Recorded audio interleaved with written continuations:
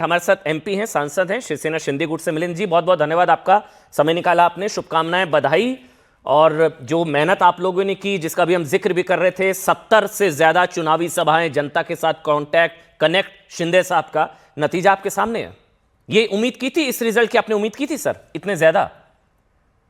जी बिल्कुल अमन जी, और इसका कारण है कि इसके बहुत सारे कारण हैं, लेकिन जो सबसे महत्वपूर्ण कारण है कि पिछले 30 वर्षों से उभाटा और रियली दो परिवार, मुंबई महानगर पालिका, जो आप जानते होंगे कि भारत का सबसे बड़ा, सबसे अमीर महानगर पालिका है। मुंबई महानगर पालिका का वार्षिक बजट 75,000 करोड़ रुपीस है। और एक्चुअली आप मुंबई के बाहर लोगों को मैं कहना चाहता हूं कि भारत के 4 राज्य सरकार की बजट मुंबई महानगर पालिका की बजट से अधिक छोटी है। सो मुंबई महानगर पालिका has a very big budget, Asia का सबसे बड़ा बजट। एंड पिछले 30 वर्षों से लोगों ने देखा है कि दो परिवारों ने किस प्रकार से इस महानगर पालिका का दुरुपयोग किया।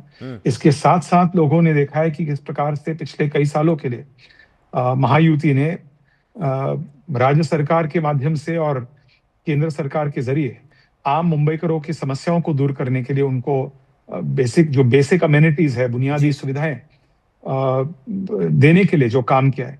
और इसलिए लोग उन्हें तंग आ चुकी थी इस प्रकार की इमोशनल राजनीति से, और एक विकास का एक मुद्दा लेकर हम जनता के सामने गए। हमने उनको बताया कि हम राज्य सरकार के माध्यम से क्या कर रहे हैं, केंद्र सरकार के माध्यम से क्या कर रहे हैं, महानगर पालिका के थ्रू हम क्या करना चाहते हैं। ठीक है। और मैं मानता हूं कि ये एक बहुत बड़ा कारण है कि लोगों ने एक बहुत ही अच्छा बहुमत महायुति को दिया मुंबई में। लेकिन सर ये जो लड़ाई असली शिवसेना कौन, वो अभी भी है?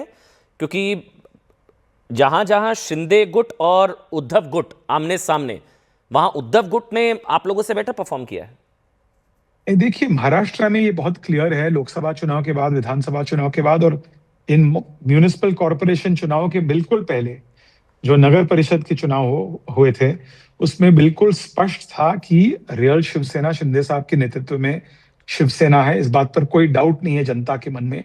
लेकिन हाँ, मुंबई की ऐसे पॉकेट्स है जहां उद्धव ठाकरे और खास करके उद्धव ठाकरे की पार्टी वहां काफी मजबूत है। मैं फॉर एग्जांपल अपने खुद के उदाहरण, साउथ मुंबई का उदाहरण दे सकता हूं। पूरे ठाकरे परिवार का एक ही सदस्य एक लेजिस्लेटर है, एक विधायक है, आदित्य ठाकरे, वे वर्ली से विधायक है। उस क्षेत्र में आदित्य ठाकरे को जिताने के लिए और 2 लोगों को एमएलसी दिया गया। तो उसी एक असेंबली सेगमेंट, केवल मैं आपको उदाहरण दे रहा हूं, उसी एक असेंबली सेगमेंट में उभाटा के 3 आमदार विधायक है, एक लोकसभा सांसद है, 3 पूर्व महापौर है।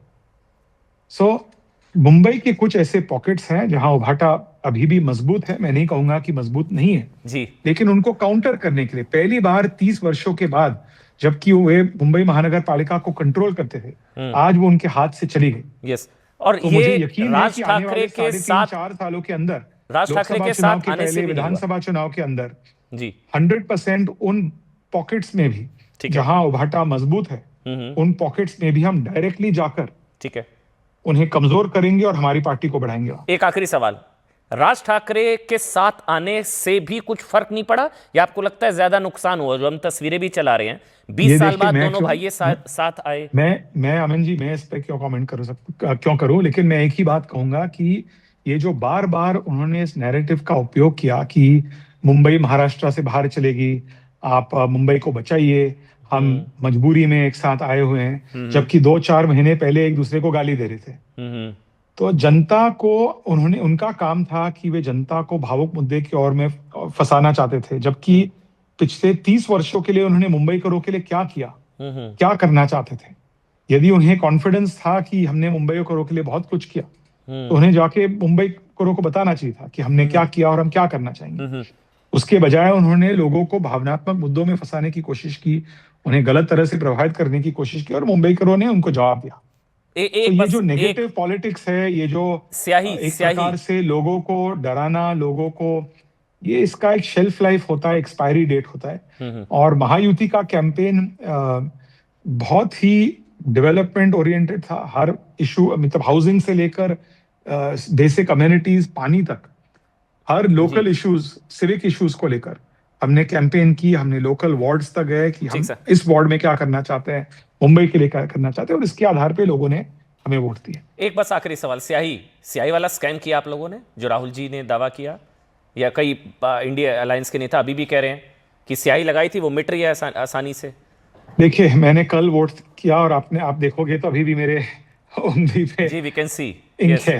और जी। मैंने कई बार हैंड सैनिटाइजर का उपयोग किया, कई बार मैंने साबुन के साथ मेरे हाथों को धोया। हाँ। तो ये मैं मानता हूं, कभी कभी इंक को दोष देना, कभी कभी ईवीएम्स को दोष देना, कभी कभी एसआईआर और इलेक्टोरल रोल्स को दोष देना, ये केवल एक प्रकार से एक बहाना है, क्योंकि जिन पार्टियों में इनर पार्टी डेमोक्रेसी नहीं है, लोकतंत्र नहीं है, वे कभी कभी देश के लोकतंत्र को मजबूत करने की बात करते हैं, कभी कभी ईवीएम्स को दोष देते हैं, ईसीआई को दोष देते हैं। तो मैं उनको आपके माध्यम से केवल शुभकामनाएं दे सकता हूं।